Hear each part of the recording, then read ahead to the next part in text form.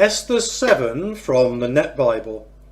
The king has Haman executed.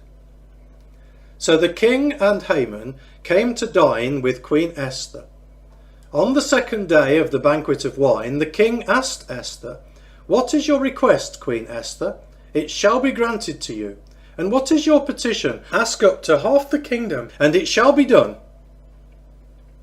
Queen Esther replied, "If I have met with your approval, O king, and if the king is so inclined, grant me my life as my request, and my people as my petition. For we have been sold, both I and my people, to destruction and to slaughter and to annihilation. If we had simply been sold as male and female slaves, I would have remained silent, for such distress would not have been sufficient for troubling the king." Then King Ahasuerus responded to Queen Esther, "Who is this individual? Where is this person to be found who is presumptuous enough to act in this way?" Esther replied, "The oppressor and enemy is this evil Haman." Then Haman became terrified in the presence of the king and queen.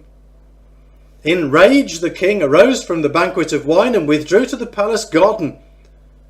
Meanwhile, Haman stood to beg Queen Esther for his life, for he realized that the king had now determined a catastrophic end for him.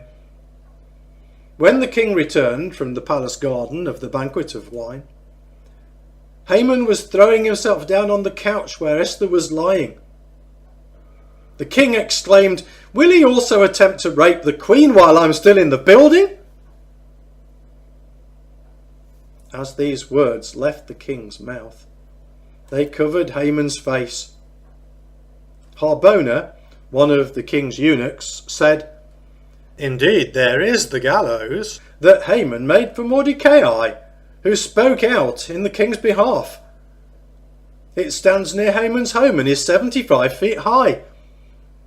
The king said, "Hang him on it." So they hanged Haman on the very gallows that he had prepared for Mordecai.